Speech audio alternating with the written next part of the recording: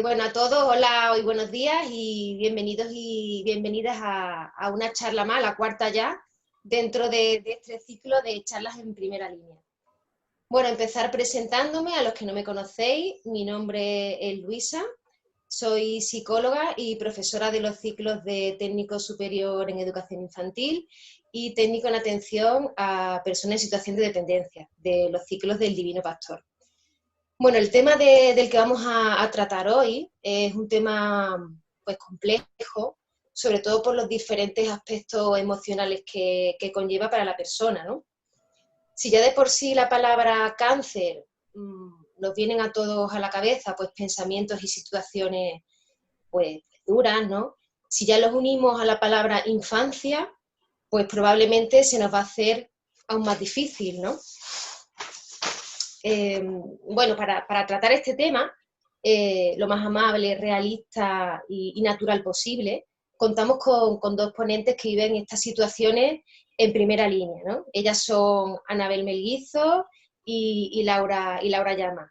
Entonces me gustaría que ellas mismas pues, se presentaran y nos contaran un poquito su experiencia. Si te parece, Laura, comienzas tú. Vale, hola a todos y gracias por vuestra presencia virtual, sobre todo ahora en tiempos de desescalada. Y bueno, yo me llamo Laura, soy psicóloga y estoy especializada en psico-oncología y cuidados paliativos y afortunadamente he tenido la oportunidad de poder dedicar mi trayectoria a la oncología infantil principalmente. Y nada, estoy encantada de poder compartir con vosotros este momento de reflexión, de conocimiento y que en esta charla de hoy podamos pues, satisfacer muchas de las inquietudes que tenéis aquí. Y encantada de estar con vosotros.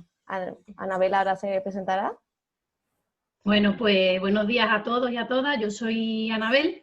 Antes de presentarme, yo quiero darle las gracias, que después se me va a olvidar, a Luisa por invitarme y a su vez invitar también a Laura a que hagamos esta charla, porque siempre es de agradecer que se le dé un espacio dentro de la educación y de la divulgación a esta realidad que muchas veces es muy desconocida y al final a casi todos en algún momento nos va a tocar estar cerca de una persona, no digo ya de un niño, sino de una persona que pueda padecer una enfermedad como esta y a nivel familiar necesite apoyo.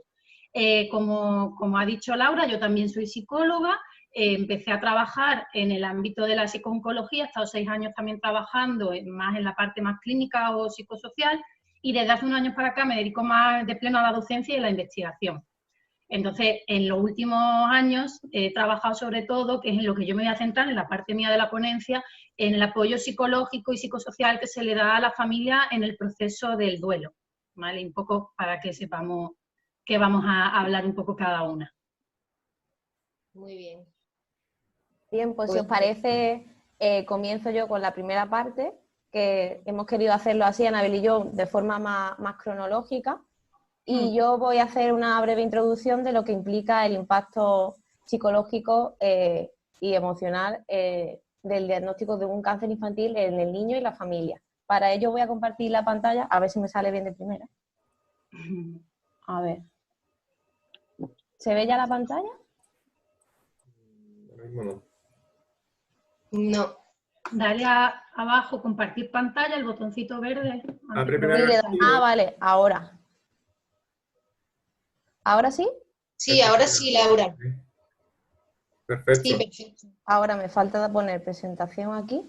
Genial. Ahora, ¿no? Sí. Estupendo. Bueno, pues aunque mucho se puede hablar de esto y esto daría para muchas charlas y muchas ponencias, a mí me gustaría abordar una serie de mitos y creencias erróneas que hay en torno al cáncer infantil y así de esta forma pues poder introducir el tema y sobre todo os animo a que preguntéis, participéis y que sea esto lo más ameno y participativo posible, ¿vale? Entonces, el primer mito que me gustaría compartir con vosotros es que el cáncer es una enfermedad. Una pregunta, yo estoy moviendo mi ventana, pero vosotros veis bien la diapositiva. Sí, la vemos en grande y perfecto. Vale, que soy yo. Perfecto, vale. Bien, pues que ahora, el mito 1, o como lo quiero llamar, es que el cáncer es una enfermedad física que afecta al niño. Bien, es verdad que el que lo padece es el niño y es físico, evidentemente, pero se puede tratar como una enfermedad familiar, ya que el cáncer lo padece toda la estructura. ¿Por qué? Porque el niño es el agente que lleva la enfermedad, pero la vida de la familia se tambalea. Es una experiencia estresante, una enfermedad que casi nadie se espera, porque conocemos mucho en los medios que el cáncer infantil existe, pero nunca sabes que te puede tocar, que puede llegar a tu familia. Y además, el impacto de cómo se lo tomen los padres y cómo se lo tome la familia va a repercutir tanto en el niño que está enfermo como en sus hermanos. Por lo tanto, hay que considerar que el paciente es un todo, no solamente el niño enfermo, sino que hay que promover dentro del tratamiento global ese bienestar psicosocial que necesita la familia al completo. Aquí están todas las áreas que abarcaría la enfermedad, pues no solamente las meramente físicas, sino a nivel psicológico, el impacto que eso tiene para el niño y la familia, a nivel social y familiar.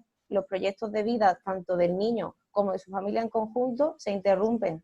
Independientemente de su nivel evolutivo, pues el niño que iba a entrar a la universidad, o el niño que iba a entrar al colegio, o el niño que tiene su núcleo, sus proyectos, la familia que tiene que interrumpir su vida, a nivel económico repercute. Incluso en el mejor de los casos el tratamiento está en la misma ciudad, muchas familias se tienen que desplazar con los costes económicos y la flexibilización de la vida que eso supone. A nivel escolar, evidentemente, porque el niño pues ve interrumpida su actividad principal, que es el aprender y el estar con sus compañeros, y todo esto pues evidentemente también moviliza la parte espiritual que toda crisis vital tiene, tanto en el niño como en la familia. Por lo tanto, este impacto emocional, independientemente de los recursos que tenga cada persona, va a estar. Es como una casa en la cual se tambalea todo. Por lo tanto, estas son las emociones que he querido señalar, que son las más frecuentes, que son compartidas por niños, padres y familiares, adoptando diferentes formas y diferentes momentos del proceso, pero las tienen todos. En un primer momento, pues una negación, un shock, esto cómo puede estar pasando, es una de las cosas principales que suelen tener tanto los padres como los niños. Incluso una cierta insensibilidad, ¿no? De tal impacto que me produce esta noticia, me da la sensación de que no va conmigo y que esto no está pasando. Eso se ve mucho al inicio. También el enfado, la rabia, el no entender, porque nadie se espera que un niño pueda estar enfermo de una enfermedad tan grave. Por ejemplo, otros tipos de cáncer tienen una justificación más conductual, que quiere decir pues un cáncer de pulmón o un cáncer que tenga más que ver con los estilos de vida, pues se puede atribuir a eso, pero un niño que no ha hecho nada más que empezar a vivir, pues no se espera uno que pueda tener una enfermedad como esta y que se interrumpa tanto su vida. Pues también esa tristeza, una vez que ya se va aterrizando y se va conociendo realmente qué es lo que pasa, pues la tristeza es una de las cosas que más les acompaña, al igual que el miedo y la incertidumbre, que a mí me gusta decir que son las compañeras o los compañeros de esas familias que nunca empiezan desde ese momento y que nunca se marchan, aunque acabe el tratamiento. La culpa y los reproches, tanto de los padres por pensar, uy, pues ¿cómo no me he dado cuenta antes? ¿O qué he hecho yo para que mi niño haya tenido esto? ¿Es que no me he fijado o no lo he cuidado lo suficiente? Esa culpa de un niño que puede pensar, ¿y yo qué he hecho? O a lo mejor los más pequeñitos que piensan que esto puede ser un castigo. Dice, uy, esto es porque me he portado mal. O incluso el hermano que dice, esto es porque yo le dije que era tonto y ahora se ha puesto mal. O incluso, qué pena, o me siento culpable porque soy yo el que estoy bueno y él el que está enfermo. Y la soledad, que puede ser una soledad física, tanto por el aislamiento social que tienen que tener estos niños con defensas bajas, que tienen que estar muy, muy en burbuja, y también una soledad afectiva, ¿no? Que aunque tú estés rodeado de gente te puedes sentir incomprendido o puedes tener esos momentos de decir, es que no hay nadie que pueda entender lo que yo estoy pasando. Segundo mito, los niños no comprenden lo que les pasa y no se debe contar la verdad. Afortunadamente yo creo que esta creencia popular ya se está derribando mucho más, y eso lo observo porque ellos tienen una habilidad y una capacidad mucho mayor de la que creen los adultos que tienen para comprender el mundo. Es decir, ellos son normalmente conscientes de que algo pasa, independientemente, claro, de la edad y de lo que estén viendo, pero ellos son más conscientes. Entonces, hablar con ellos sobre su enfermedad es importante hablar sobre el tratamiento y sobre lo que está pasando, no va a hacer más que ayudarles a comprender lo que está pasando, a darles más sensación de control, es decir, que ellos puedan saber cómo van a ir siendo las cosas dentro de la incertidumbre, y les va a ayudar a facilitar el proceso. Yo, los niños que he conocido que mejor llevan la enfermedad son niños que pueden ser niños pequeñísimos, pero se saben sus tratamientos, saben lo que va a pasar, conocen al equipo, conocen las cosas. Entonces, toda esa comunicación es súper esencial para ellos y para la familia, que es una de las preocupaciones, ¿no? ¿Qué le digo? ¿Cómo se lo digo? Por eso he puesto que la cuestión no es si decir o no decir, sino cuándo y cómo decir. Entonces, pues, las estrategias de comunicación con el niño son esenciales en este momento. Es verdad que no hay una receta única, pero se les dice, y tanto al equipo como a los papis, que creen un lugar seguro para los niños, es decir, un espacio en el que ellos puedan identificar qué les pasa, puedan decir sus preocupaciones, puedan ser escuchados y puedan expresar lo que necesiten, solamente pues estando en silencio o diciendo, mira mamá, tengo miedo, y que la madre le diga, pues aquí estamos contigo. Eso es muy importante y eso comunica mucho, porque ellos también se dan cuenta de que algo pasa a través de la comunicación no verbal de los padres, las reacciones. Ellos son más listos de lo que pensamos. No dar tampoco más información de la que necesita, es decir, hay que adaptarle la información a la edad, siempre la verdad, pero adaptada, respetando sus tiempos, repitiéndoselo las veces que ellos necesiten y escuchando sobre todo sus preguntas. También animar a que sean ellos los que les pregunten a los médicos, pues oye, ¿esto cómo va? Para también crear esa confianza en el equipo y que no vean que los sanitarios son hay personas malas, sino gente en la que se puede confiar. Evidentemente, el lenguaje tiene que ser claro y adaptado, no usar eufemismos ni dar muchos rodeos, porque ellos son muy literales, entonces lo que tú le digas es lo que les va a quedar. Y también importante desmontar culpas y otras creencias erróneas que puedan tener, sobre todo porque ellos son niños que tienen acceso a internet, tienen acceso a mucha información, entonces si tú no le explicas bien las cosas, ellos lo van a buscar por otro lado. Y pueden crearse unas ideas más erróneas o una fantasía en su cabeza que puede perjudicarles más. Incluso pueden pensar que es más grave o que tienen más repercusiones de lo que realmente pasa. Y para ello contamos con cada vez más recursos especializados pues, para apoyarnos en esas explicaciones, como cuentos, vídeos, dibujos, y eso facilita que ellos se familiaricen, normalicen la situación, que es bastante importante eso, y además pues sea más comprensible. Todo a través de los cuentos se entiende muchísimo mejor. Y el tercer mito es que el fin del tratamiento implica la recuperación total de la enfermedad, ¿no? Tú ya has terminado tu tratamiento médico y ya has terminado. Pues es una cuestión muchísimo más compleja que esta. ¿Por qué? Porque la recuperación global requiere más tiempo. Cuando termina un tratamiento médico, lo que se inicia es una nueva etapa en la que uno tiene que recomponer su vida, esa destrucción, ese terremoto que ha pasado por tu casa, ahora tienes que volver a construir una casa nueva, que puede ser que los cimientos sean muchísimo más sólidos y que incluso pues, puedas sacar algo positivo de esto, que esto también se ve muchísimo, la capacidad de salir fortalecido. No obstante, ahora tienes nuevos miedos. La incertidumbre no se va, la incertidumbre toma ahora otro color, pues a las revisiones, a si puede volver otra vez, a convivir con eso, es que pasará. También el hecho de que ellos no estén tan médicamente seguidos les da más inseguridad, ya no tienen que ir tanto al hospital, donde ya se sienten seguros. La reincorporación a la vida cotidiana, tanto para las familias, pero sobre todo para los niños enfermos, pues volver al colegio, volver a conectarse con los demás, volver a retomar esa normalidad, que ahora como conocemos la nueva normalidad, es que nunca va a volver a ser la de antes, va a ser una nueva, que puede incluir secuelas físicas y psicológicas determinadas en ese momento o para siempre. Pues, por ejemplo, pérdida pues, de extremidades o tienes pérdida en el cerebro o tienes algún tipo de circunstancia que esa va a convivir contigo toda la vida. Entonces, ¿qué podemos hacer desde la psicología? Bueno, afortunadamente, cada vez se ve más la importancia de que el psicólogo forme parte de este tratamiento global, como lo llamo, y nosotros estamos para amortiguar, en líneas generales, para amortiguar ese impacto psicológico negativo y además promover el bienestar psicosocial del niño y su familia. Por lo tanto, no solamente vamos a dirigirnos al niño, sino a los familiares directos y al equipo, porque el equipo también necesita ese soporte y necesita ese acompañamiento para poder abordar toda esta emocionalidad que, como decía Luis antes, en la infancia todavía la enfermedad adquiere una connotación todavía más sensible. Entonces, y con el COVID también lo estamos viendo, la necesidad de que estos sanitarios también se vean apoyados emocionalmente.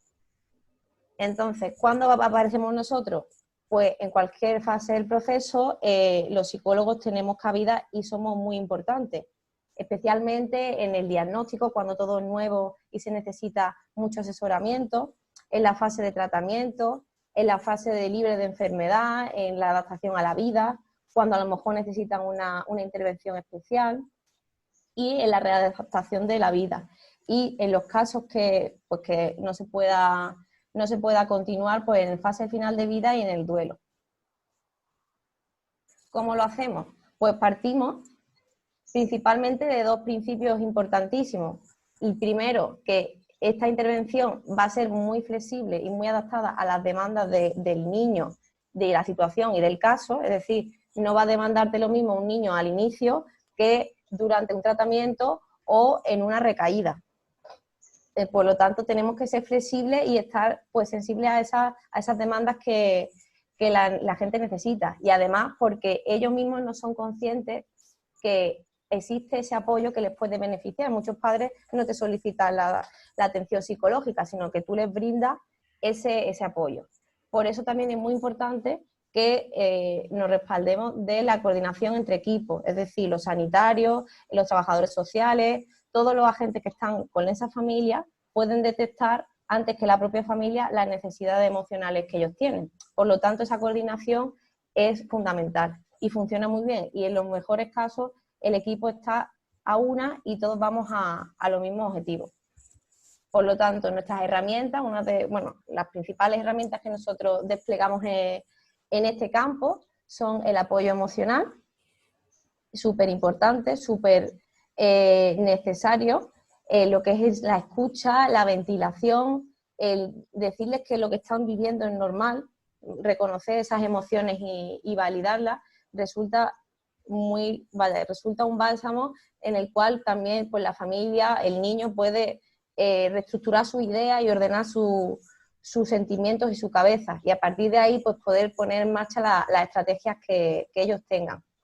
También ese asesoramiento del que hablaba, esa psicoeducación sobre cómo funciona el cáncer, cómo funcionan las emociones que van brotando durante esta enfermedad, pues resultan clave, y eso es una de las cosas que al inicio más se demanda y más también previene otros problemas futuros, que también nuestra labor no solamente es de intervención cuando existe la enfermedad, sino de prevenir cualquier trastorno psicológico o cualquier impacto negativo, como decía antes.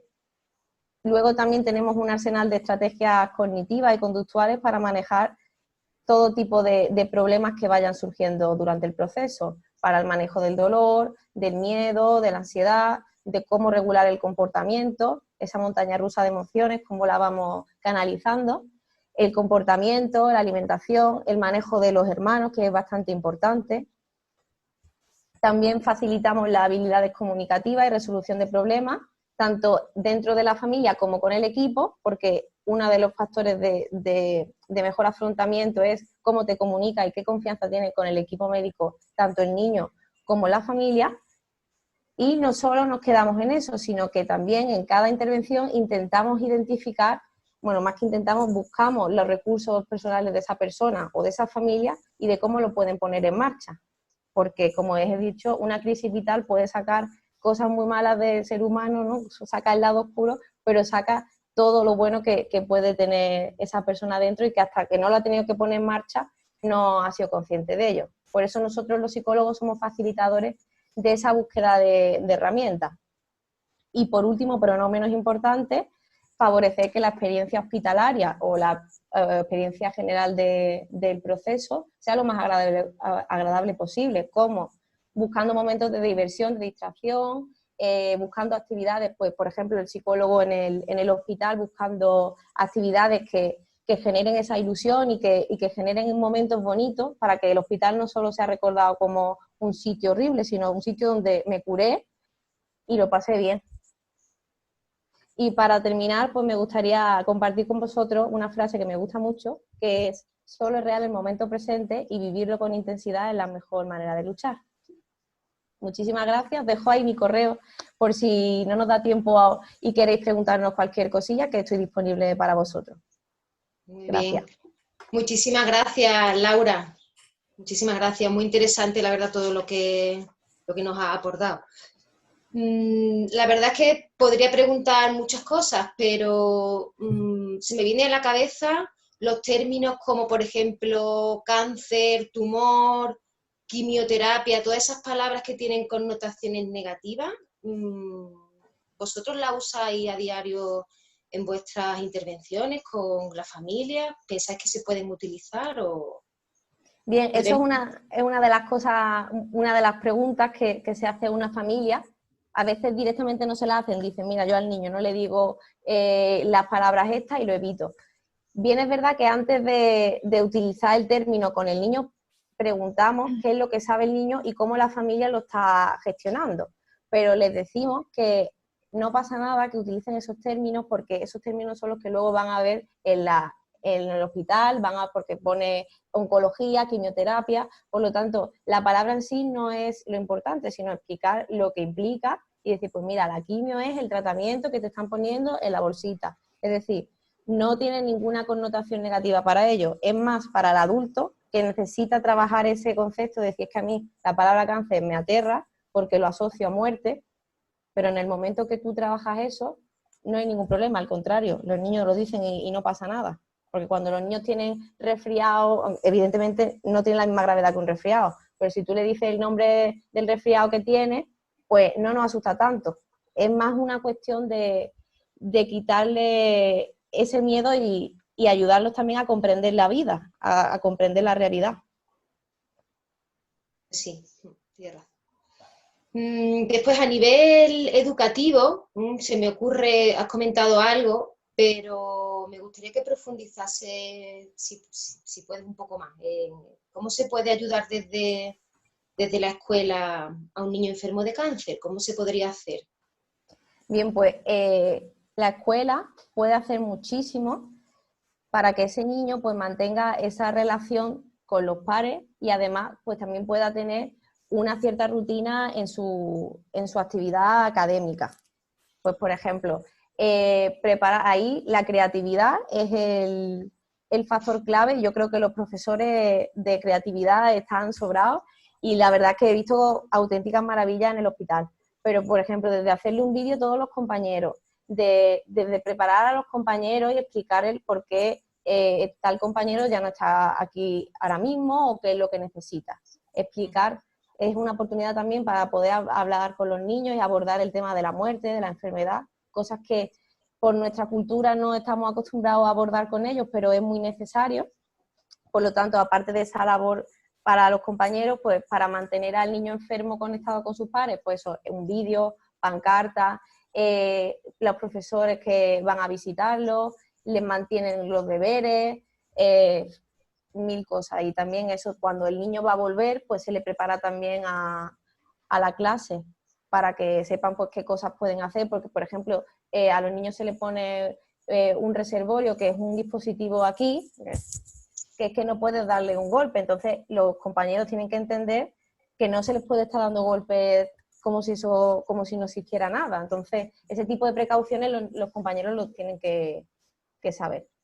Y sobre todo la naturalidad y la normalización, porque los niños sí que nos dan grandes lecciones de eso y eso es lo que favorece que el afrontamiento sea muchísimo mejor. Muy bien. Muchísimas gracias, Laura. Alejandro, yo no sé si alguien tiene alguna pregunta, si alguien formula alguna pregunta a través del chat, si quieres pasar alguna. Venga, vamos a ir pasando alguna, ¿vale? Y después continuamos, porque si no, ha habido muchas preguntas. He hablado mucho. Yo estaba preocupada, digo, no sé si he hablado mucho. Digo, si no me cortará el moderador. No, lo ha hecho estupendo. Genial, Laura. A ver, alguna pregunta. Es que tengo bastante. Una dice, ¿cómo le explica a los niños, sobre todo se refiere a niños de 2 a 7 años, que se encuentran en la etapa de preoperacional, que el cáncer es un castigo por algo que han hecho, ya que era muy común? Que a qué edad Todo muy lo- que la gente piense, que el niño piense que el cáncer es un castigo. a qué edad más común, y sobre todo los de 2 a 7 años, se va a centrar en esa edad, principalmente. Vale, pues precisamente esa es la edad en la que el niño pues, no tiene un concepto todavía maduro por su nivel cognitivo y por su experiencia no tiene un nivel maduro de lo que es el concepto de la muerte y de la enfermedad. Puede entender que es algo que pasa, pero cree que bien puede ser por algo externo, pues por ejemplo, porque ha hecho algo malo como un castigo o por ejemplo porque ha pensado, ojalá pase algo malo y el pensamiento mágico que tienen los niños, ¿no? Que creen que por pensar algo tienen ese poder de que se haga realidad o que sea más probable que ocurra. Pues con mucho cariño y mucha paciencia, porque esto no es con una vez se lo explica ya lo comprende, es con mucho cariño y mucho ejemplo, pues decirle, mira, que tú no tienes la culpa de nada, que ni tú, ni mamá, ni el hermano, nadie tiene la culpa, esto son cosas que pasan y ahora mismo pues centrarnos en el momento y en lo que se puede hacer y en lo que se está haciendo. Ahora estamos aquí en el hospital, que aunque hay días que tienes que estar así más paradito, pero hay otros días que vas a jugar, explicarle cómo van a funcionar las cosas, porque creo que has preguntado algo de algo de operación, o Eh, era la etapa, ¿no? sí, la La etapa etapa Ah, vale, vale. preoperacional. La etapa Pero operacional. ya, por ejemplo, has escuchado algo de eso, pero por ejemplo también el hecho de prepararle, pues mira, tú ahora te vas a meter y te van a hacer una foto, que es la radiografía, y luego vas a soplar y ya te vas a quedar dormidito, es decir, todo ese tipo de explicaciones le ayuda. Y con respecto a lo de la culpa, decírselo muchas veces, que no tienes la culpa, que nadie tiene la culpa de estar malo, y ya a partir de esas experiencias lo van adquiriendo. Vale. Y eso también lo de los dibujos, los cuentos, pueden ver que hay otros niños como ellos que también están enfermos. Entonces también le puede desmontar esa culpa. Ujú. Pues yo tengo muchas preguntas, pero yo creo que es mejor que pasemos a Anabel y al final, Claro, si porque quiere es muy Anabel, importante. pues sigue, continúas tú y ya después seguimos con Vale, más preguntillas. pues venga, voy a compartir yo también. Vale. Ay, me voy a quitar, ¿no? Tengo que quitarme yo. Sí, que si no, no me... He acaparado toda la Ya pantalla. está. A ver. Comparto yo la presentación, que es una continuación bastante, que creo que se va a ver bastante clara con lo que ya Laura ha iniciado y ha contado. Ah, vale, puedo usar aquí, vale. Creo que ya, ¿no? No, a mí me sigue apareciendo. Sí. Puesto reanudar, poner en pausa. Ah, pero yo quiero quitarlo. Aquí, Salí. en el rojo. Qué Ahora. poco intuitivo era, sí. Vale, bueno. Yo voy a hablaros de algo que habitualmente es la parte que socialmente menos nos gusta, ¿no? Que es la parte del duelo. Para Anabel. empezar, sí, Nada, ¿se que lo ve? pusieron ¿Se en ve ya? pantalla completa. Ya Ahora lo he puesto en modo presentación. sí, sí, perfecto. Lo primero que me gustaría es mandar un mensaje, y siempre lo digo, positivo, porque cuando yo hablo del duelo, siempre caigo, cuando hablo con mis alumnos, hablo en alguna charla, es como, uff, no veas, ¿no? Que mal, cáncer infantil, duelo. No, las estadísticas nos dicen que el 80% del cáncer infantil se cura. Pero la estadística es estadística y detrás de la estadística hay personas, ¿no? Y ahora lo estamos viendo, ahora que todos hablamos de estadísticas, hablamos de enfermedad, de curados, de fallecidos. Sí, las estadísticas nos ayudan a tener una fotografía de una realidad, pero a ese 20% de familias que por desgracia no ven cómo sus hijos superan el cáncer, también hay que darle su sitio y seguir dándole su apoyo. También viene muy al hilo de lo que ha comentado Laura, el psicólogo y el papel del psicólogo y del equipo multidisciplinar, ¿eh? Esto no es una cuestión solamente del psicólogo, pero el psicólogo necesita también estar presente porque es importante en toda la etapa, en todos los procesos, ¿no? de la enfermedad. Y la familia agradece muchísimo que una vez que el hijo ya no está, se le siga dando ese apoyo. Entonces yo me voy a centrar en eso mandando un mensaje positivo de que, por suerte, el cáncer infantil no podemos asociarlo a muerte, pero que hay casos en los que sí, ¿no? Y que tenemos que ponerle nombre y apellidos y tenemos que abordarlo como otra etapa más de la vida, porque si algo no estamos acostumbrados a hablar de la muerte.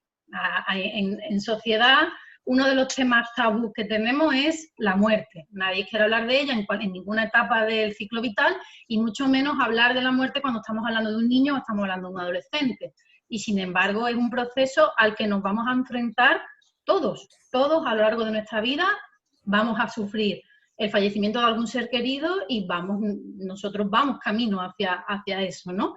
Entonces es importante también que dejemos de tener tantos tabús y que seamos capaces de hacer un abordaje sereno y con conocimiento del proceso. ¿Por qué? Porque al final conocer y tener información, más que estresar, relaja. Y cuando uno conoce y sabe a qué se enfrenta, es mucho más fácil enfrentar la situación.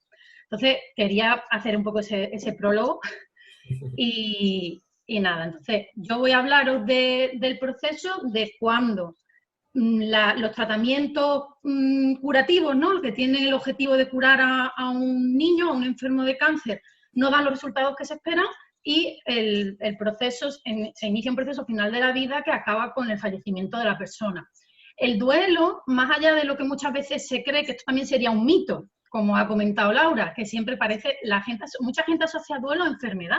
El duelo no es una enfermedad ni es un trastorno psicológico. El duelo es un proceso natural por el que pasamos a lo largo de nuestra vida, no solo por el fallecimiento de una persona.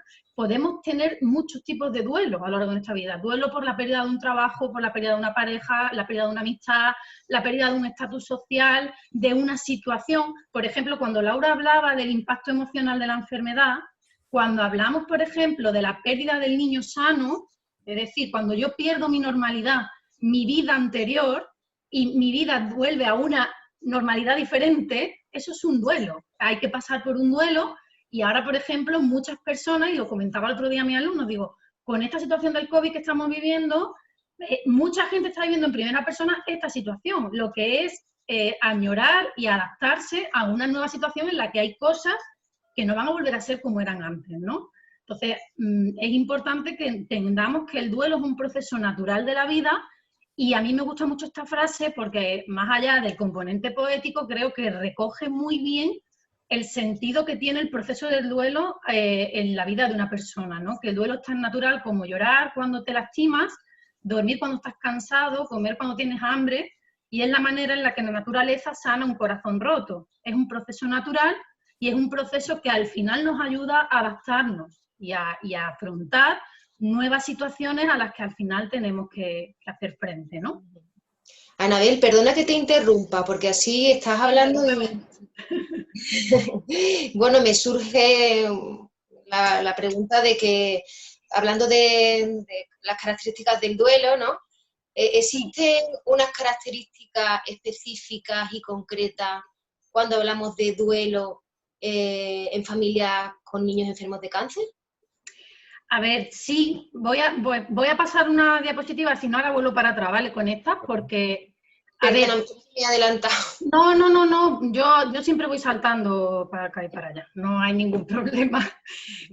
A ver, el duelo en sí, como hemos dicho, es un proceso, además me gusta mucho esta, porque creo que lo explica muy bien. El duelo es un proceso natural, es una vivencia o proceso universal, es decir, todas las personas nos enfrentamos a una situación de duelo a lo largo de nuestra vida, pero es una vivencia muy individual. Entonces, como vivencia individual, tiene mucho que ver las características, por ejemplo, del proceso por el cual tú estás en duelo. Y ahí sí que es importante hacer referencia a de dónde vienen las familias a las que estamos apoyando. Son familias, y aquí ya también enlazo con un poco de dónde venimos, ¿no? Venimos casi siempre de un recorrido, digo, en familias que han padecido el cáncer infantil, venimos de un recorrido en el que la media dura 2 años, es lo que nos dicen también las estadísticas. Una familia entre tratamiento, diagnóstico, pronóstico, ingresos en el hospital, tratamiento ambulatorio, periodos de no tratamiento, son casi 2 años de tratamiento activo de la enfermedad, ¿no? Entonces, habitualmente hay casos en los que el proceso del final de la vida a lo mejor ocurre muy precipitadamente, porque son pues, enfermedades dentro del cáncer, que eso es importante también decirlo, el cáncer no es una enfermedad, son un montón de enfermedades diferentes, acogidas en una sola palabra, ¿no? En un solo término. Entonces, hay diferentes tipos de cánceres y hay enfermedades que debutan de una manera tan drástica que a lo mejor el proceso, pues el proceso final de la vida se adelanta mucho y la persona fallece en poco tiempo. No es lo común.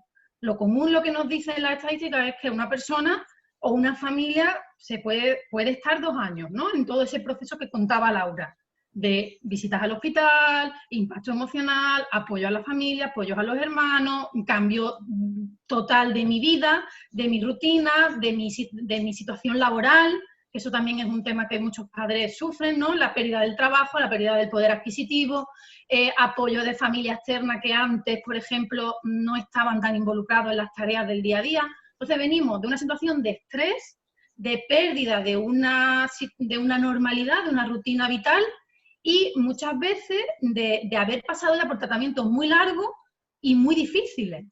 Y que muchas veces el resultado final es el fallecimiento. Entonces imaginaros la desolación absoluta que siente una familia que lleva luchando, no me gusta mucho la palabra lucha, pero en este contexto, pero sé que se utiliza mucho. Sí.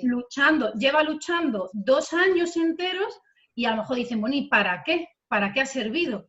Entonces, eso sí tiene unas connotaciones y unas características diferentes al duelo, por ejemplo, que puede tener una persona que ha sido un fallecimiento repentino, ¿no? Yo, por ejemplo, en los grupos que después hablaré también de algunos recursos que se pueden utilizar, ¿no? para apoyar en estas circunstancias, es muy diferente la vivencia del duelo o cómo se adapta a la nueva situación una persona que, por ejemplo, su hijo ha fallecido en un accidente de moto, de manera repentina, salió por la puerta y no volvió. Y es así. Y no es igual el duelo de una persona que durante 2 años ha acompañado a su hijo y, entre comillas, ha visto cómo poco a poco el hijo se ha ido también de alguna manera despidiendo de la vida. Se va como apagando, ¿no? Esa persona, poco a poco. Entonces, todo tiene su cara y su cruz. La parte en el cáncer infantil, se tiene la oportunidad, y yo sé que la palabra oportunidad puede sonar como, digo, pero sí, se tiene la oportunidad de acompañar a ese ser querido, de estar con él, de si se va afrontando de manera positiva dentro de la situación tan dura, la situación esta que se está viviendo, se puede uno despedir, puede hacer cosas que de alguna manera le aporten serenidad en ese proceso final, y entonces eso es algo que te aporta la situación, pero también estás viviendo todo lo que es el estrés, el agotamiento y el sufrimiento de ver cómo la persona va perdiendo la salud, que eso también es muy duro, ¿no? El aspecto físico cambia, los tratamientos empiezan a no dar los resultados que se esperan, entonces tiene esas dos partes. En una muerte repentina, la adaptación posterior a veces, lo que vemos muchas veces es que es más compleja. ¿Por qué? Porque a mí no me ha dado tiempo a hacerme la idea, ¿no? Hablando en términos más coloquiales. Entonces, cada duelo tiene sus propias características dentro de que es una vivencia o un proceso universal, pero es una vivencia muy individual. Y entre otras cosas, porque tu experiencia previa, tu aprendizaje previo, tu historia de por qué estás en duelo es diferente. Y dentro incluso de la familia, yo cuando hago los grupos, dentro de la familia, 2 familias que han perdido un hijo por cáncer no son iguales. Igual que no hay 2 niños con un diagnóstico igual, aún teniendo el mismo diagnóstico. La enfermedad se desarrolla y se lleva de manera muy diferente, porque ya incluso a nivel, digo, fisiológico, que no hay 2 niños, a lo mejor a un niño la quimioterapia le sienta que parece que no le han puesto nada, está corriendo, y otro está tumbado en la cama porque es que le da una reacción muy grande. Y a lo mejor tienen el mismo tratamiento, ¿no? O muy parecido. Pero entonces en el proceso de duelo es así. ¿Sí? Incluso el mismo diagnóstico, ¿verdad? Tienen el mismo diagnóstico, el mismo tratamiento y es totalmente diferente, ¿verdad? Sí, y en el duelo pasa igual.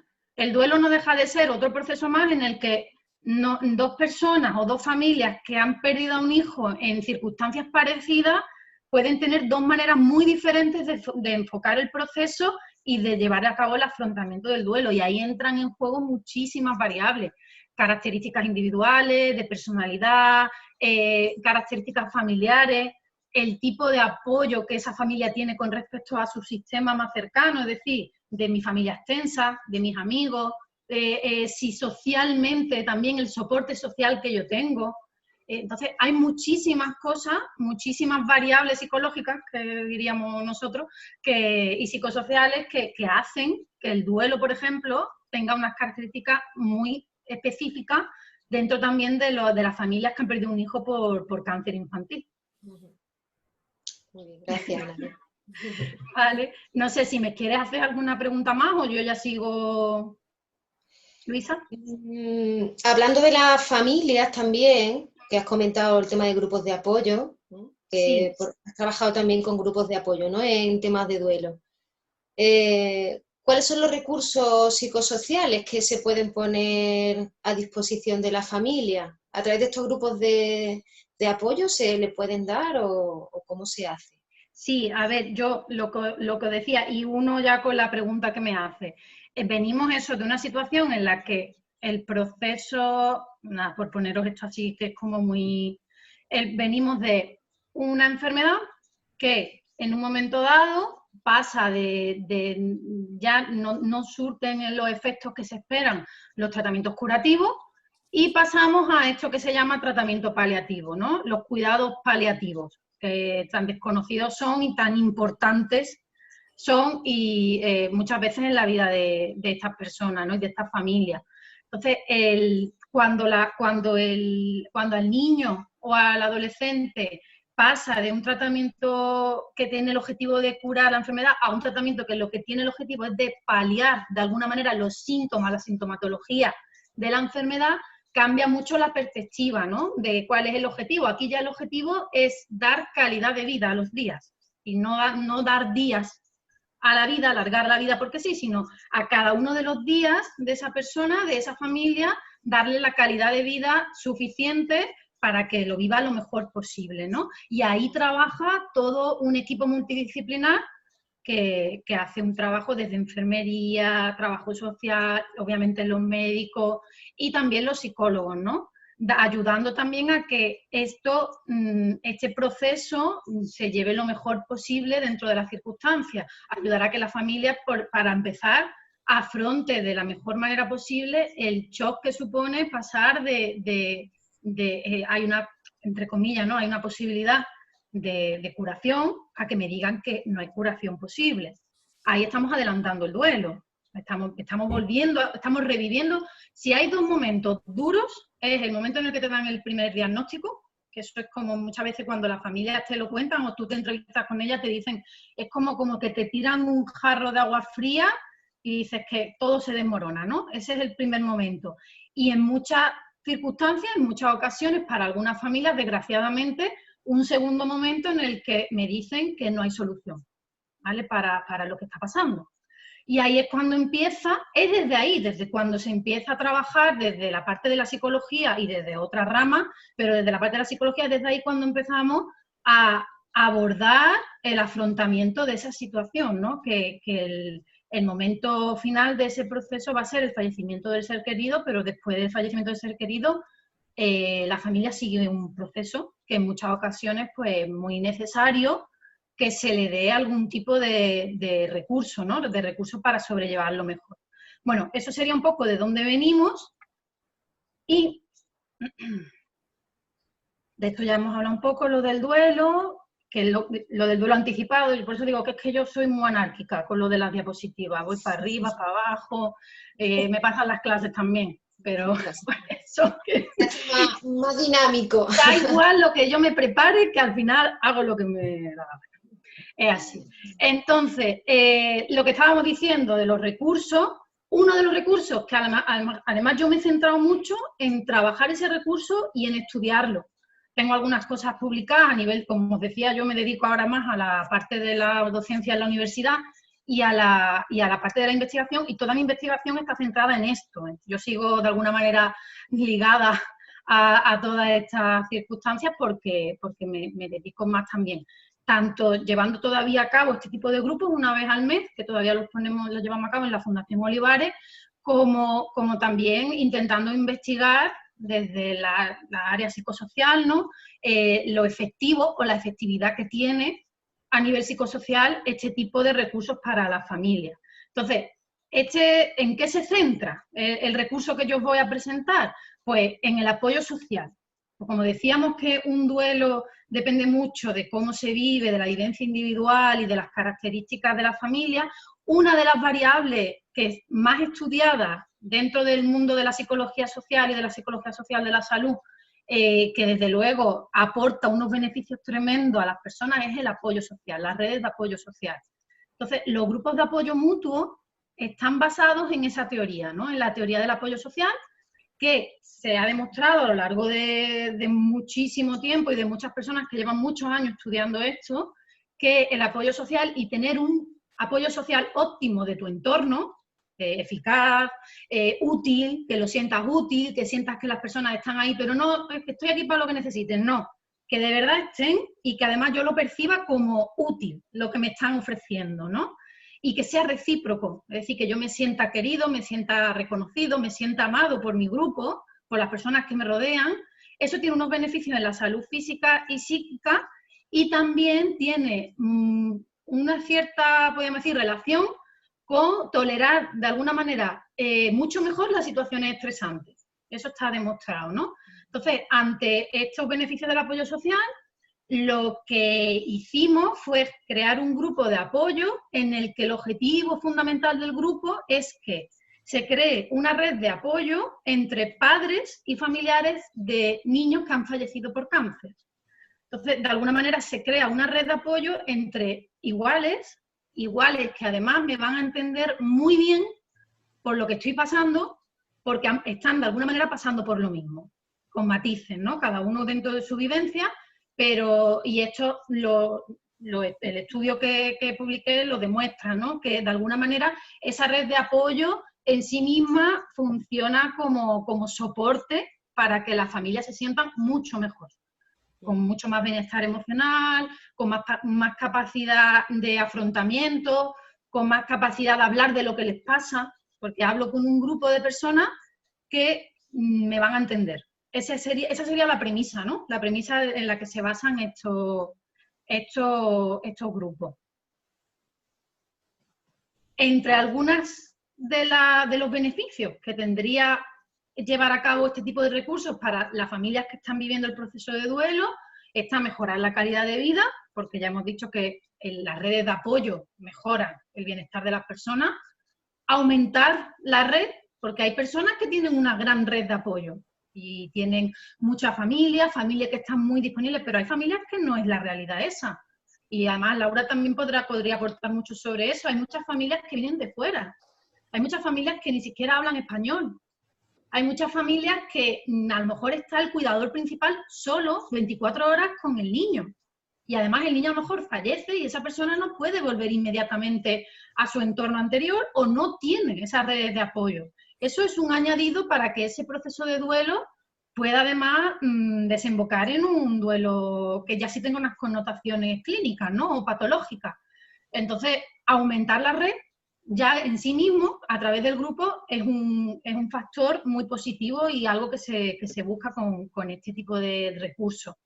Aumentar la posibilidad de expresarse emocionalmente y aumentar, por tanto, el bienestar emocional. Hay muchísimas familiares que informan siempre de que son incapaces de hablar ciertas cosas que les pasan con su entorno más cercano, porque no se sienten comprendidos o porque van a recibir una respuesta que no les ayuda. Y, por ejemplo, a lo mejor necesito llorar y lo que escucho es, venga, no llores, que tú eres fuerte. Pues no ayuda. O necesito hablar de cierta emoción muy, muy confusa, muy mezclada, a lo mejor tengo alivio, porque de alguna manera yo ya no estoy viendo sufrir a mi hijo, pero me siento culpable por estar aliviado. Entonces, ese tipo de emociones que se contradicen tanto y que generan tanta angustia a los familiares, porque dicen, ¿cómo me puedo estar sintiendo aliviado? ¿Qué malo soy? ¿Qué mala soy?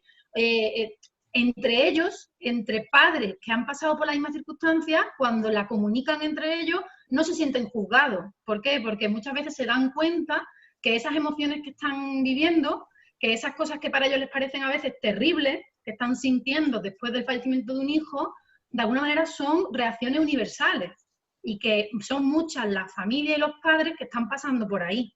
Entonces, eso también ayuda a que aumente la expresión, aumente el control sobre la propia vida, aumenta incluso la autoestima, porque vienen de un proceso en el que mi rol, uno de los roles en mi vida, que era ser padre, ser madre, y como padre o madre mi objetivo era cuidar de mi hijo, de repente se ha visto roto. Entonces eso a nivel también de autoestima genera mucho desajuste, ¿no? Y aquí también se fomenta de alguna manera también la autoayuda, la ayuda entre iguales, y se sienten útiles también. Entonces aumenta también de alguna manera el proceso de mejora del control vital y de la autoestima. Voy a hablaros brevemente de cómo es la estructura de un grupo de estas características. Como os decía, esto no es un grupo, a lo mejor estos son ya términos un poco más técnicos, pero en principio estos grupos no están pensados para una persona que su duelo ha evolucionado a un duelo patológico, es decir, a un trastorno clínico.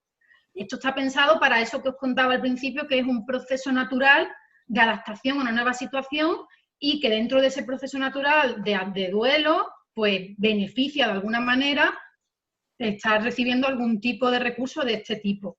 Cuando a una persona se le diagnostica de un duelo patológico, es decir, un trastorno, ahí ya se tendrían que poner en marcha otro tipo de terapias, a lo mejor más individualizadas, más clínicas, para hacer un seguimiento más pautado, ¿no?, de esa persona en concreto. Esto está pensado para personas que más o menos van adaptándose a la situación, y esto es un plus que le ayuda a mejorar su calidad de vida dentro de las circunstancias. La estructura es así, se haría una apertura, una ronda inicial en la que los familiares que acuden al grupo pues cuentan un poco qué tal, cómo les ha ido esas 2 semanas, ese mes, depende de la afluencia, ¿no?, de la continuidad que se le dé al grupo, eso ya depende un poco de la demanda. Y hablan un poco de cómo están viviendo estos días, un poco libre. También de esa manera se marcan algunos de los temas que a lo mejor interesan en ese momento al grupo hablar, ¿vale? Se puede hacer una pequeña pausa, como son grupos así un poco abiertos, que no tienen esta connotación tan terapéutica, entendido desde la parte más clínica, pues se les permite, algunos se traen café, traen algo para merendar, ¿no? Se da lugar a eso, ¿no?, a que se genere red de apoyo, si es que el objetivo es ese. Entonces, después de eso, normalmente llevamos, si en algún momento somos facilitadores de un grupo de este tipo, llevas algún tipo de actividad preparada, pueden ser actividades relacionadas con la expresión artística, que se sabe, bueno, la arteterapia en sí misma ya tiene unos beneficios muy grandes, no es arteterapia en sí, pero a lo mejor sí se puede coger algún tipo de actividad más artística relacionada con la pintura y demás, libre, para ayudar a la expresión emocional, ¿no? Se pueden llevar a cabo dinámicas grupales, de técnicas grupales, de cohesión grupal, de expresión, de mejora de las relaciones. Se puede hacer psicoeducación también dentro de estas sesiones, por ejemplo, explicar qué es un proceso del duelo, porque muchas veces, ¿y cuánto me va a durar esto? O ¿y cuánto tiempo voy a estar tan triste?, ¿no? Pues ese tipo de preguntas que muchas veces las familias tienen, dentro de esos grupos da lugar a que se abra un debate y se vaya incluyendo de alguna manera información que tenemos sobre lo que nos dice también la ciencia, ¿no?, dentro de estos procesos, dentro de un proceso individual, pues hablar un poco con más naturalidad del proceso y de qué etapas puede tener, cuáles sí, cuáles no. Aunque a mí no me gusta centrarme en vas a pasar por todas estas etapas, me parece que no vale para nada, porque después cada familia y cada persona tiene su propia manera de llevarlo, pero sí que a veces a la familia le interesa saber pues qué es el duelo, ¿no?, y qué se entiende por duelo.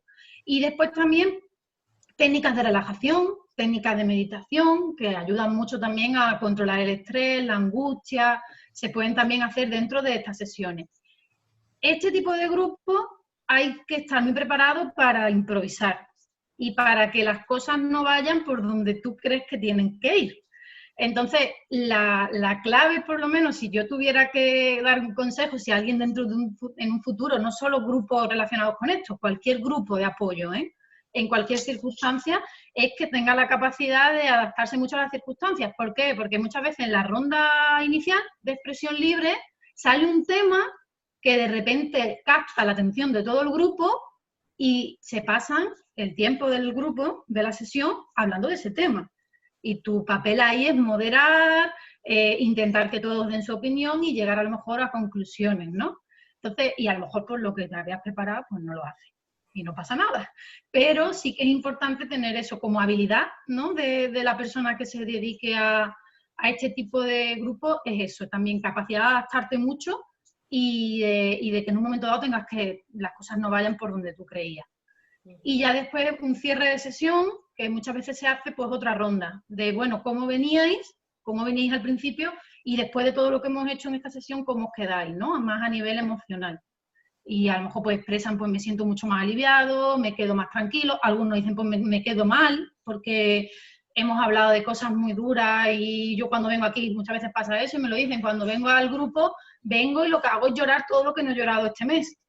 Pues sí, y a lo mejor se van un poco más, te dicen me voy un poco tocado, me voy un poco otra vez reviviendo la situación, pero me viene bien porque necesito también esto, ¿no?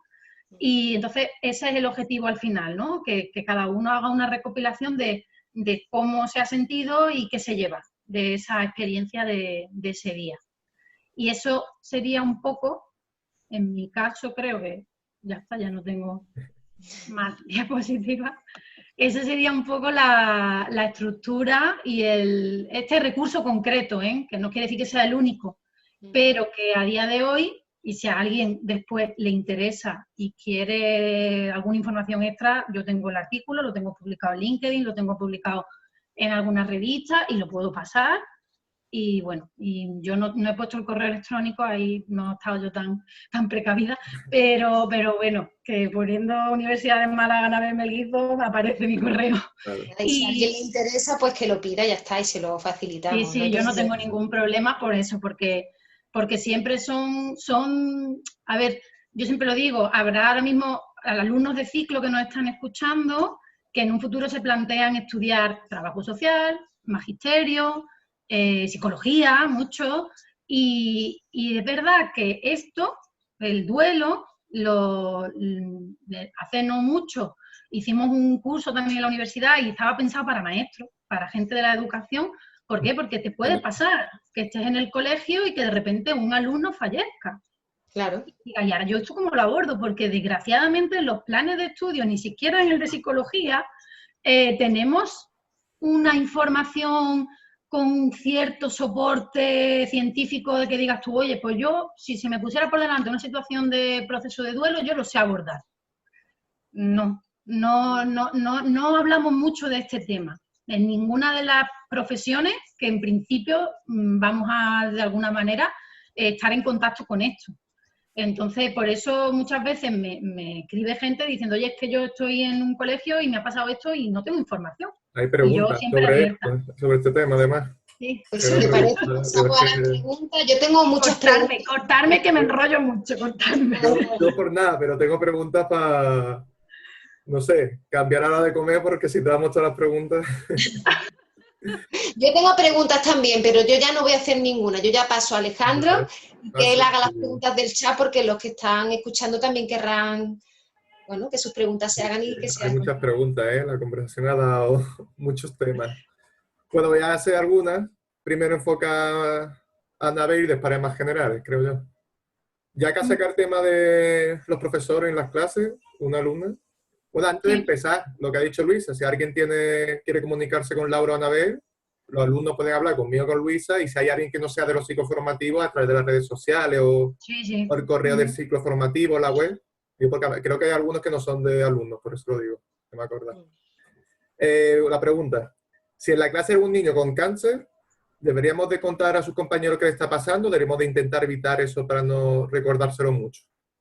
Aprovechando el tema. ¿Esa es para mí o para...? Bueno, en verdad las dos creo que podemos Sí, incluso las yo dos lo que aportar queráis. información. Pero como ha salido el tema, por eso... Lo ideal es siempre contar. Siempre adaptado a la edad que tenga la clase, a la información. Aquí hay muchas variables y yo hablo siempre muy claro. Aquí depende del colegio, de la clase, del profesor, de los padres de los niños. Hay muchas cosas y muchas variables que tienen que ver, pero lo ideal sería hablar con naturalidad de lo que está pasando. Decir, sí, pues la silla está vacía, pero no hagas caso porque no, si el tema sale, hablarlo. Si preguntan por el compañero, por qué no está, aquí estamos hablando como que todavía el niño lo que está es en el proceso de superación, ¿no? De ir a lo que está todavía en tratamiento. Y después se va a incorporar, pues hablar desde esa perspectiva. Está en el hospital porque tiene una enfermedad. El usar o no usar la palabra cáncer, yo la verdad me parece accesorio. Se puede explicar súper bien lo que está pasando sin necesidad de usarla. También se puede usar con naturalidad, pero como decía Laura, que hay mucha gente que todavía tiene, no los niños, sino el adulto, ya sea el profesor, ya sea el equipo directivo del centro, tienen todavía ellos mismos ese tabú añadido de cáncer y de muerte, pues muchas veces, si no se considera utilizar la palabra cáncer, hay que respetarlo. Yo siempre me gusta desde el enfoque que les quiera dar, ¿no? Cada colegio, pero respetando que no se quiera usar esa palabra, pero dando información. Pues ahora mismo está enfermo, está malito, ya depende de cómo se quiera decir, está en el hospital, están curando y vamos a estar en contacto con él, vamos a hacer cosas para él. Incluso es interesante que en clase, aprovechando la hora de tutoría, aprovechando el horario que se pueda, se dé lugar a hacer algo para el alumno que no está también. Y después, por ejemplo, hoy en día, mira que estamos aquí todos ya con el teletrabajo a tope, podemos hacer muchísimas cosas, ¿no? Y se puede estar presente en la vida de un niño hospitalizado de muchas formas, y ese niño hospitalizado puede estar presente en la vida de sus compañeros de muchas maneras. Y yo en esto sí quiero hacer una reflexión que para mí es muy importante. Si algo puede enseñar la escuela, más allá de un currículum, es precisamente el afrontamiento de estas circunstancias. O sea, flaco favor le hacemos a los niños si les vamos evitando constantemente lo que hay fuera. Sí, y además se suele hacer, ¿verdad, Anabel? Se suele evitar, no, esto no se lo voy a decir porque no lo quiero hacer sufrir, sí. no lo quiero decir, no, y vamos evitando, ¿no? Se lo evita incluso muchas veces desde el paternalismo, vamos a ver, desde lo más lícito posible, que es evitar el sufrimiento, porque considero que lo mejor que puedo hacer como docente o como padre es evitar el sufrimiento. Pero es que los niños también primero necesitan información y segundo necesitan aprender manejo emocional. Pero si es que lo estamos viendo, si es que ya tendría que existir una asignatura de inteligencia emocional en la escuela. Sí. Entonces, y esto está relacionado precisamente con el manejar emociones que a veces no son agradables, pero es que en la vida hay muchas ocasiones en las que las emociones que sentimos no son agradables. Y entonces, para tener adultos sanos y que sepan afrontar positivamente sus vidas, necesitamos educar en ciertos valores y en ciertas emociones que las vemos en la escuela. Entonces, yo siempre me gusta transmitir eso, que el que haya un niño en el colegio que se ausenta por una enfermedad es una oportunidad de aprendizaje. No hay que vivirlo como, madre mía, ¿esto qué vamos a hacer? Esto, pues venga, vamos a hacer como si aquí no hubiera pasado nada. No, no, no. Afróntalo y, entre comillas, entienda la expresión, aprovéchate de las circunstancias. ¿Por qué? Porque vas a sacar de ahí mucho aprendizaje para los alumnos. Pero bueno, de esto, como he dicho al principio, depende mucho la cultura del colegio, la cultura del instituto, depende de muchas cosas. Sí. Laura, y además, sí, quería, bueno, que lo que ha dicho Anabel, totalmente de acuerdo, me sumo a todo. De hecho, estaba pensando cosas como, por ejemplo, del paternalismo, lo ha dicho. Tenemos que ayudar a nuestros niños a estar involucrados en la sociedad, es decir, protegerlo y sobreprotegerlo de esta forma. Lo único que le estamos haciendo es que no encuentren luego forma de afrontar las realidades, y además de poder trabajar, como ha dicho Anabel, lo que son el afrontamiento de situaciones desagradables, también se puede de la escuela trabajar esos valores que tanto hacen falta, como la cooperación, la empatía, luego la compasión en el sentido de comprender al otro y acompañarlo, porque luego este niño tendrá algunas características físicas, pues bien, o ha cambiado físicamente por su peso, ahora está más gordo, más delgado, más pelo, menos. Ese tipo de cosas luego son motivo de burla, porque el bullying, cuando un niño tiene cáncer, existe, no solamente se meten con el niño cuando está sano. Entonces, eso también es una oportunidad para trabajar lo que es la diversidad y apoyar en esos valores tan importantes que ahora mismo, pues, los planes de estudio, pues, se necesita ahondar. Sí. Ojalá en el colegio poco a poco se introduzca este tipo de formación, tanto los alumnos como los profesores también, para que estemos más preparados.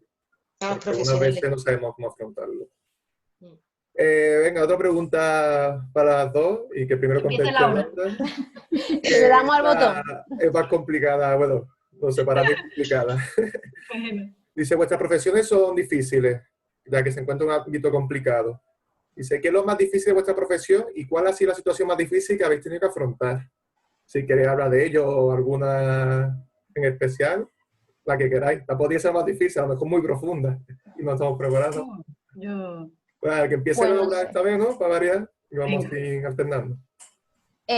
Pues la profesión sí es verdad que tiene muchas cosas difíciles. Más que difíciles, yo creo que son desconocidas, ¿no? Porque cuando tú le dices a alguien, yo trabajo con población oncológica, con niños enfermos de cáncer, o trabajo en duelo, te dicen, uy, yo no podría, uy, eso es muy difícil.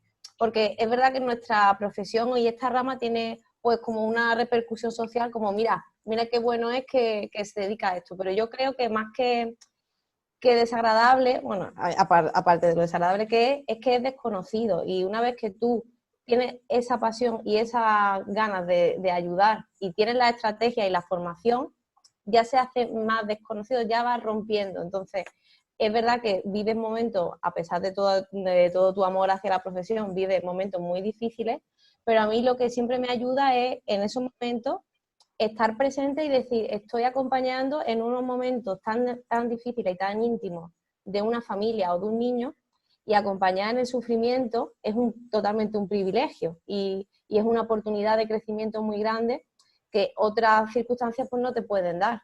Entonces, en ese sentido, ahora mismo no te podría decir ninguna situación difícil, pues, por ejemplo, no sé, cuando se muere un niño que tú no te esperas y el pico, pues, no sé, no se esperaba la muerte tan rápida, y esa tarde o esa mañana, pues, está ya a punto de fallecer, ese manejo, eso es difícil, pero yo creo que recordando por qué lo hace y teniendo en cuenta eso, el enfoque, que es un privilegio, ¿no? En vez de evitar, es decir, estoy contigo en lo que necesito y para mí esto es una gran oportunidad de poder estar contigo, eso mitiga mucho la dificultad que puedas tener a nivel de día a día.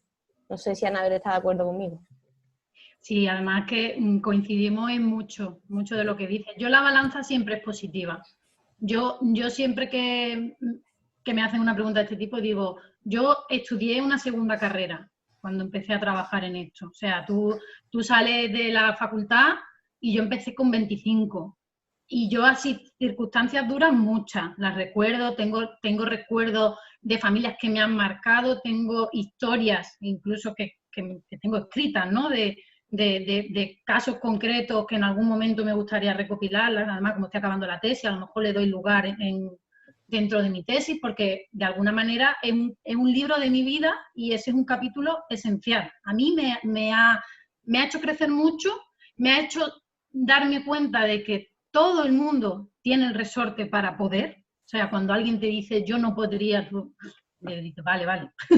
Pero al final, sí, no eres extraordinario ni mejor que otra persona. Simplemente estás ahí, aprendes a manejar las circunstancias y creces con ellas, ¿no? Porque, y yo siempre lo digo, cuando yo empecé con 25, ya han pasado unos cuantos años, cuando yo empecé, yo llegaba a mi casa llorando casi todos los días.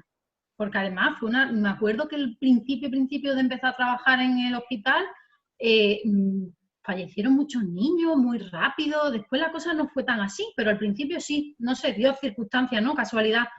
Y yo recuerdo de pasarlo mal.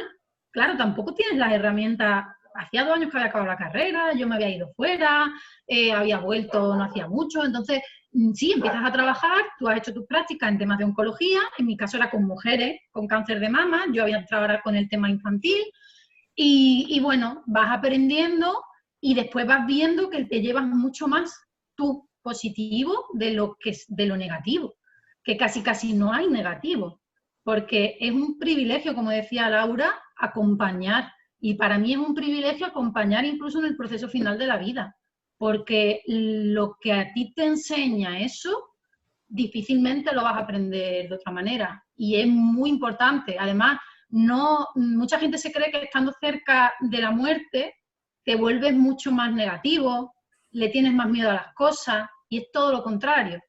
Vives con mucha más intensidad, agradeces mucho más, y no es tanto este carpe diem así muy loco de, pues ya da igual todo, nos vamos a morir. No, tengo un objetivo vital, tengo una meta, y todo el tiempo que a mí se me dé, la oportunidad que se me dé de estar aquí, yo voy por ahí.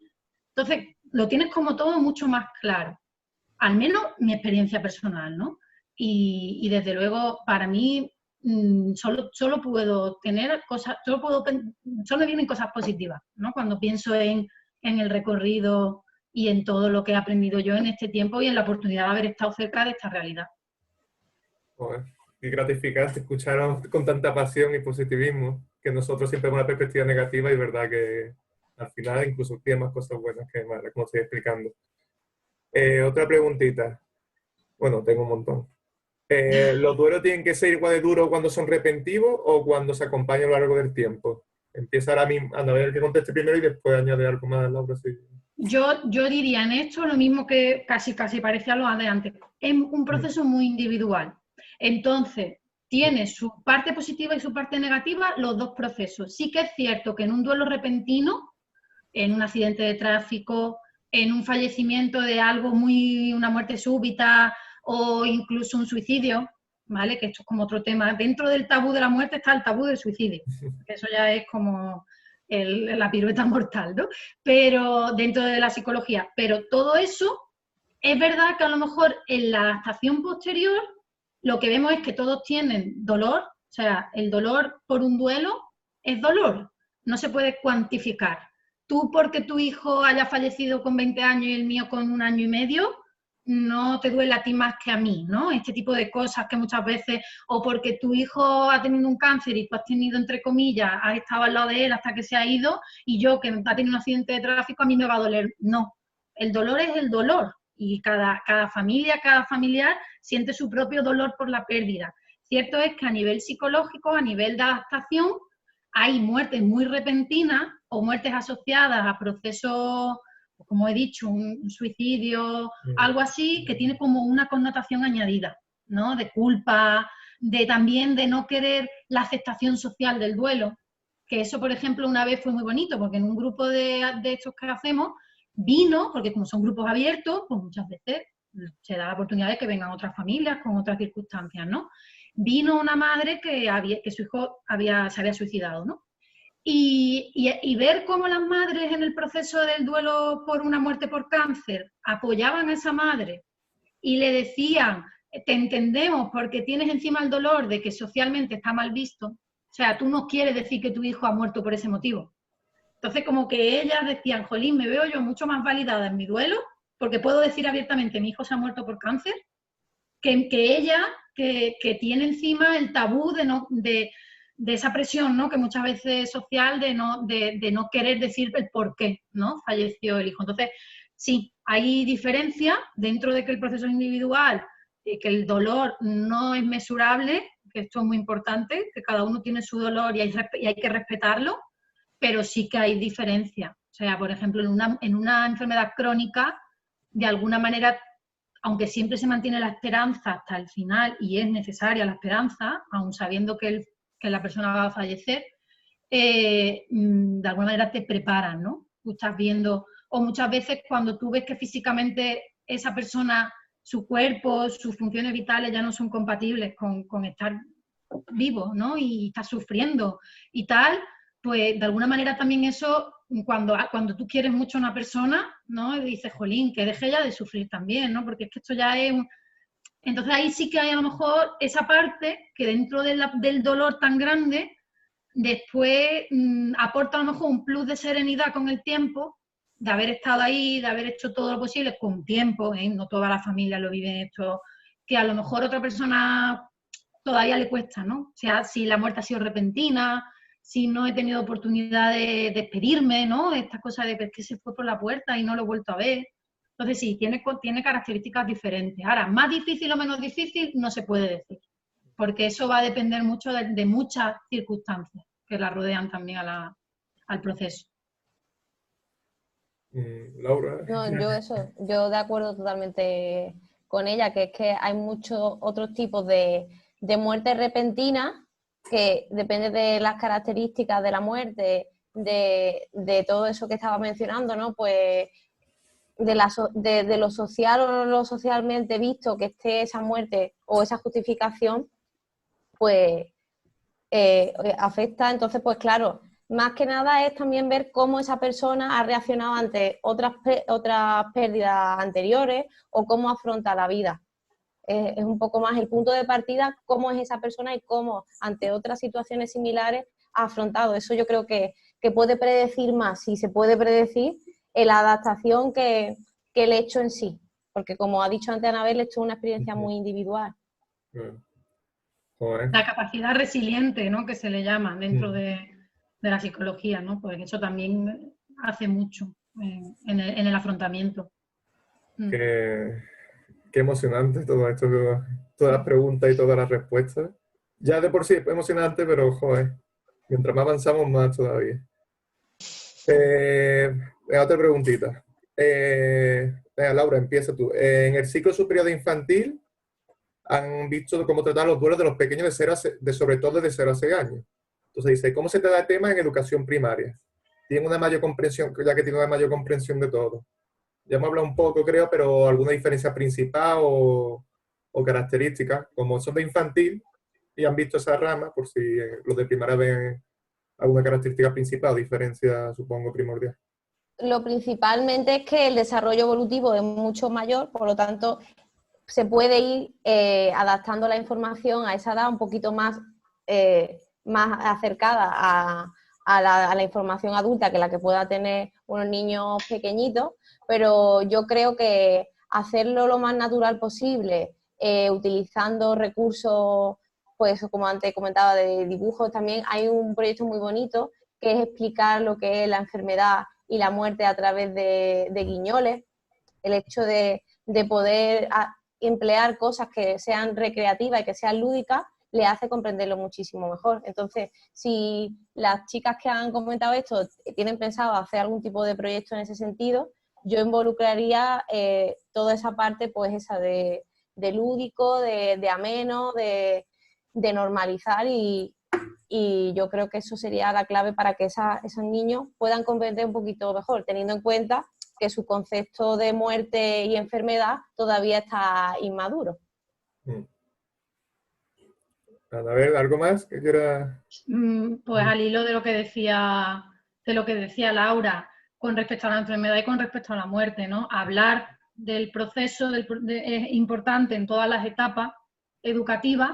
A veces hasta que no ocurre algo en una clase, pues no se toca el tema, pero que, por ejemplo, con respecto a lo que es el fallecimiento, ¿no? Los niños habitualmente el concepto de que es irreversible la muerte no llega, depende mucho de la madurez del niño, de muchas cosas, pero aproximadamente hasta los 7 años, por ahí, el niño todavía se ha ido, por deciros el típico duelo más en la infancia, ¿no? Un abuelo. El abuelo se ha ido al cielo, ¿vale? Pues cuando viene del cielo. Vuelve.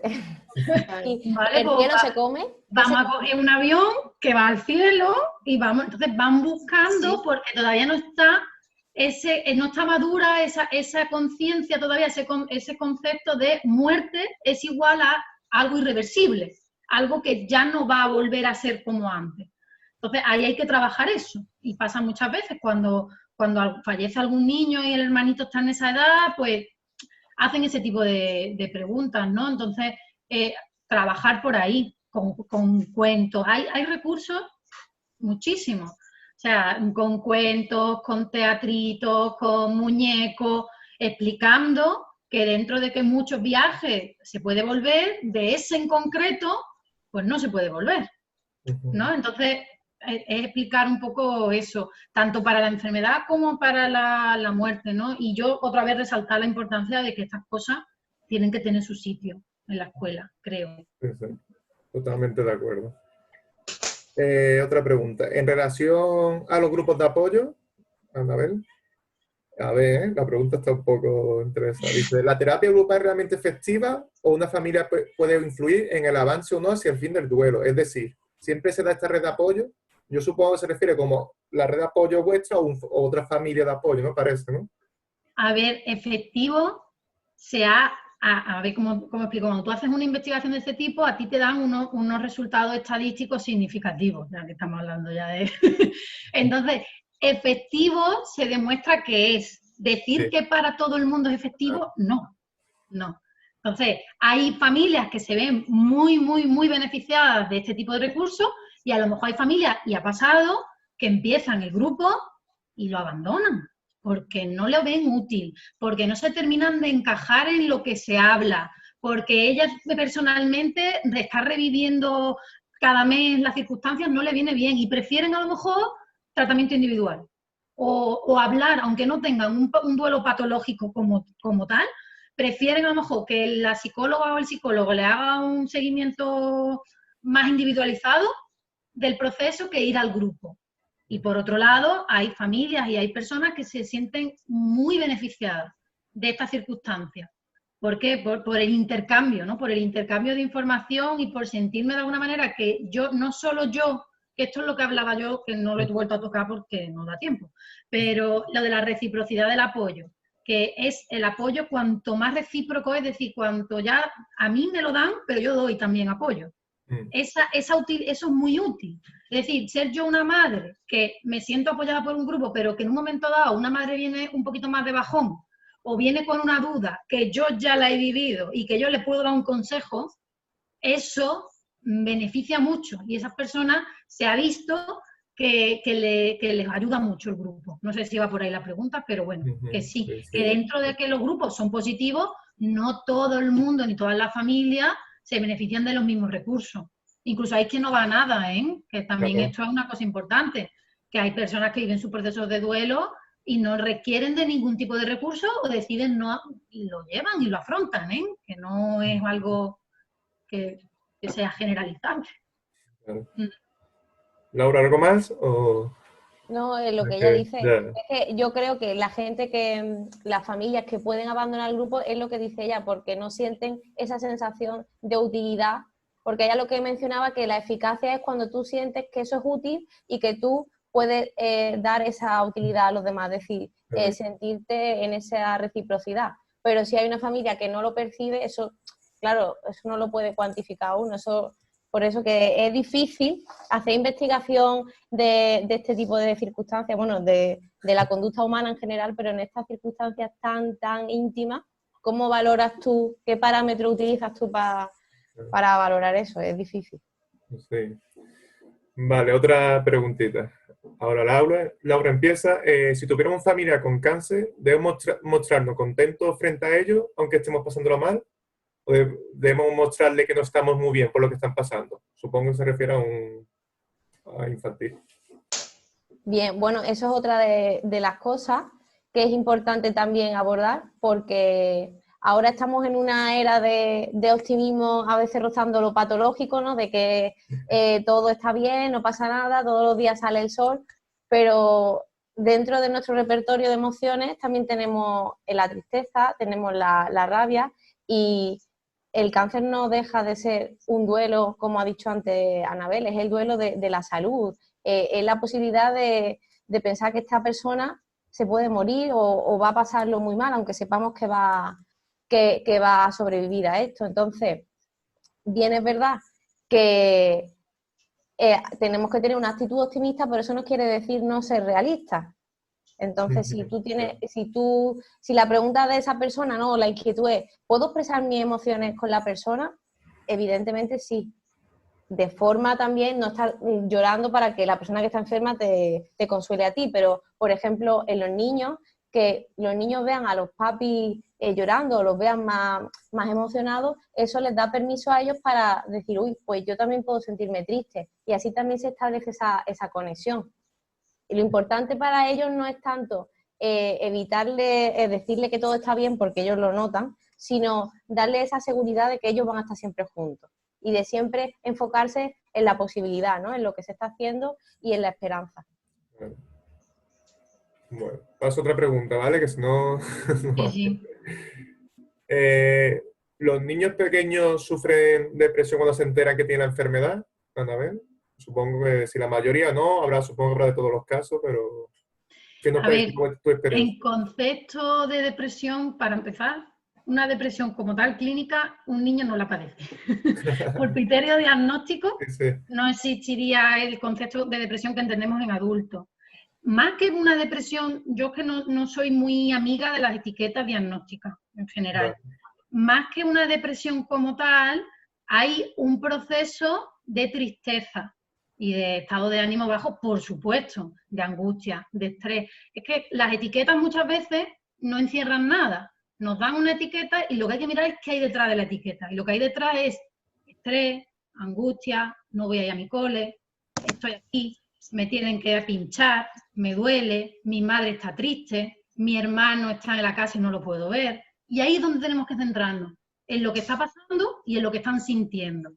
Entonces, eso que está pasando y que están sintiendo no lo pasan, o sea, todos los niños no lo viven igual, pero que sí que hay una reacción, un impacto, ¿no? Lo que decía Laura en su presentación. Existe un impacto emocional al que hay que abordarlo y adaptarse a cómo es el impacto en ese niño en concreto. Hay niños que, entre comillas, su ánimo baja mucho, hay algunos que se vuelven muy negativos, hay algunos que no colaboran, hay otros que colaboran más con el personal médico, hay algunos que están muy abiertos a hacer relaciones en el hospital, hay otros que no, hay algunos que empiezan con mutismo selectivo, hay algunos es que depende mucho del niño. Claro. Y no podemos hablar de los niños se deprimen, no, los niños reaccionan psicológicamente a la circunstancia de crisis vital a la que están viviendo. Esa es mi perspectiva, pero porque ya os digo, no considero las etiquetas muchas veces ni en adultos, porque creo que nos tenemos que centrar en qué hay detrás de la etiqueta, ¿no? ¿Cuáles son las reacciones conductuales cognitiva, es decir, cómo está pensando esa familia, cómo piensa ese niño, ver si podemos ayudarle a modificar de alguna manera el hilo de pensamiento que tiene que le está llevando a estar triste, ¿vale? Distraerlo, terapia lúdica, llenar el día de cosas que sean interesantes para él también, aunque esté dentro del hospital, y hacer lo mismo con la familia.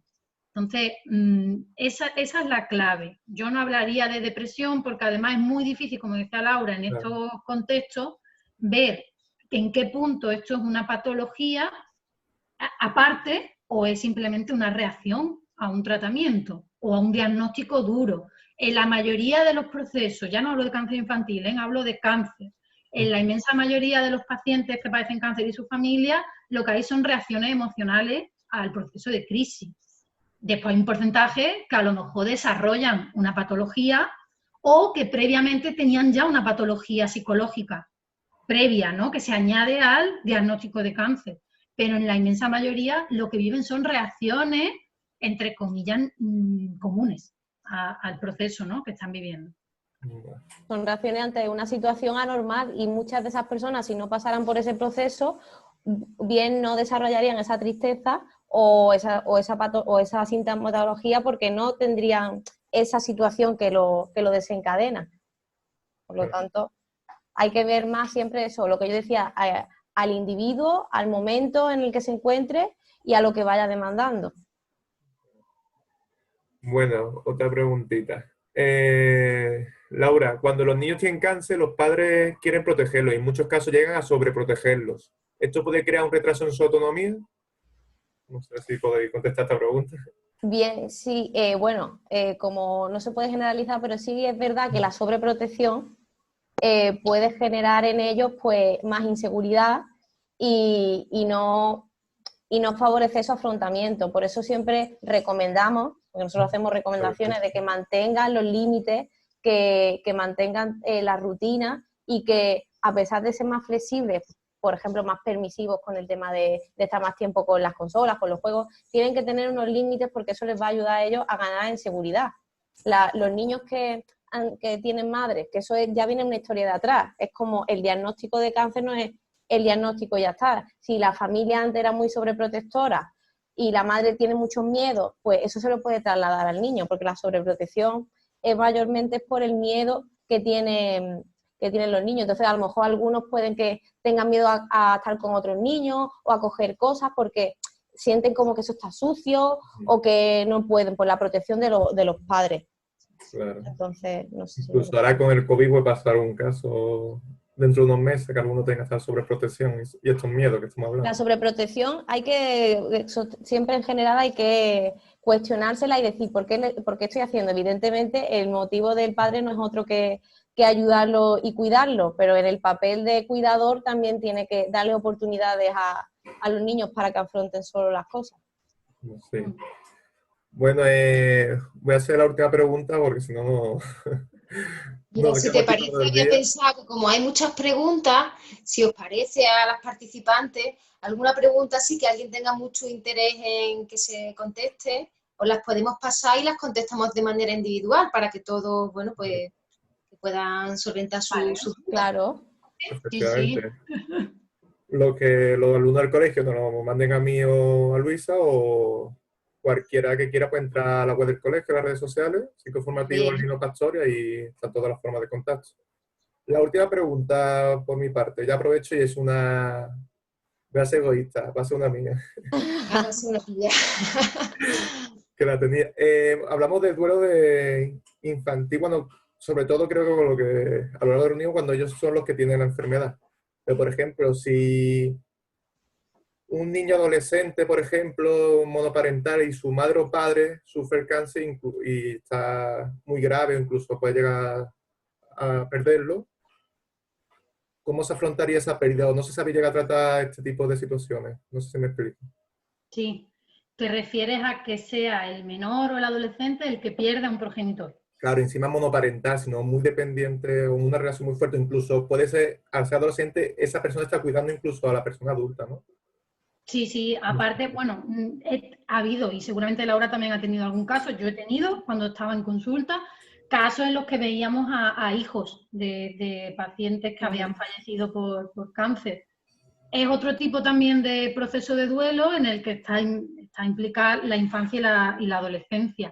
Yo la recomendación, así hablar mucho con él, sobre todo, fíjate, me centro con el niño casi lo que hemos dicho, porque cuando hemos trabajado duelos con hermanos, por hermanos, tal, se trabaja o sea, el que el proceso es irreversible, el que exprese emocionalmente cómo se siente, el que se despida, por ejemplo, el tema de los rituales es muy importante. Y muchas veces, pues venga, vamos a escribir una carta, vamos a hacer un dibujo, lo que decía Laura.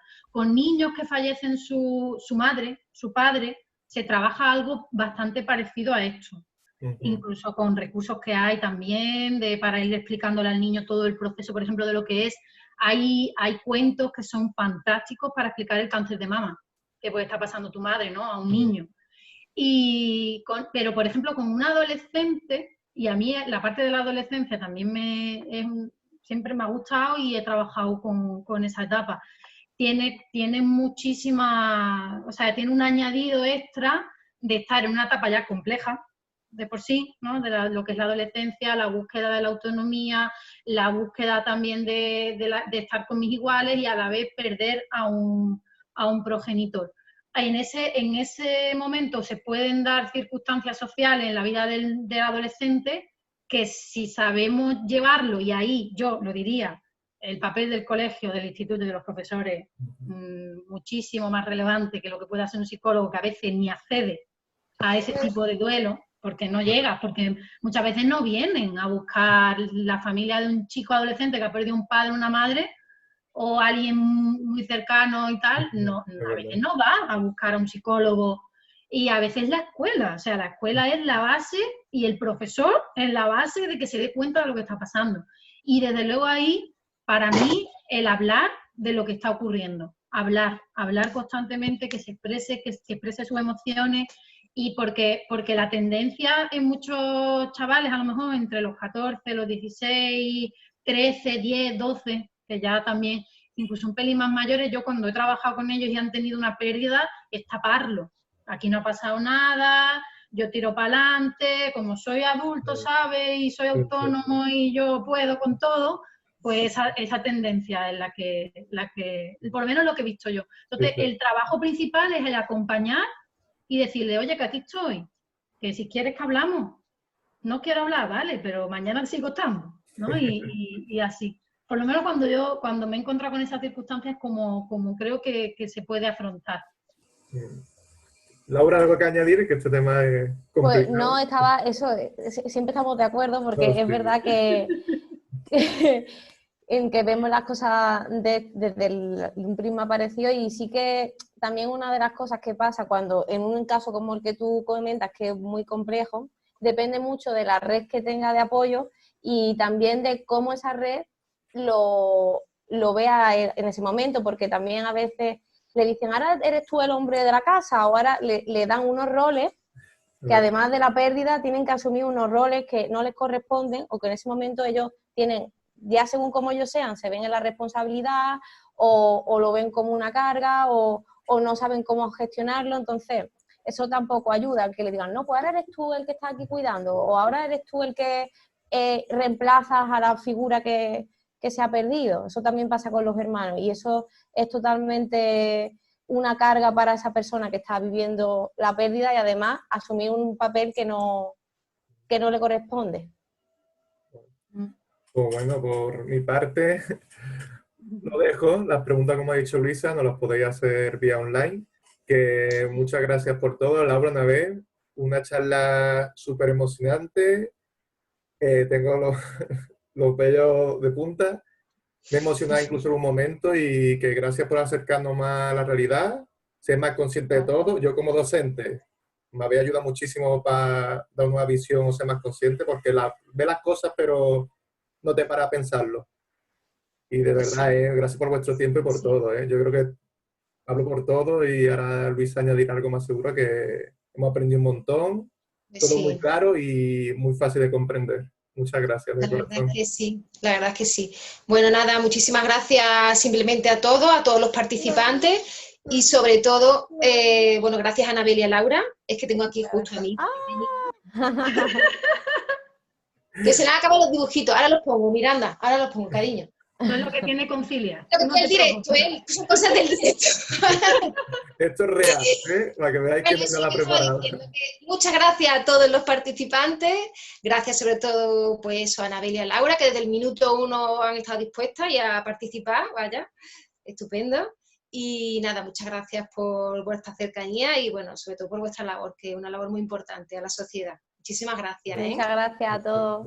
Gracias también a vosotros, a Alejandro, a Luisa y al cole, por hacer estas charlas, que creo que estas iniciativas son muy importantes. Sí, sí.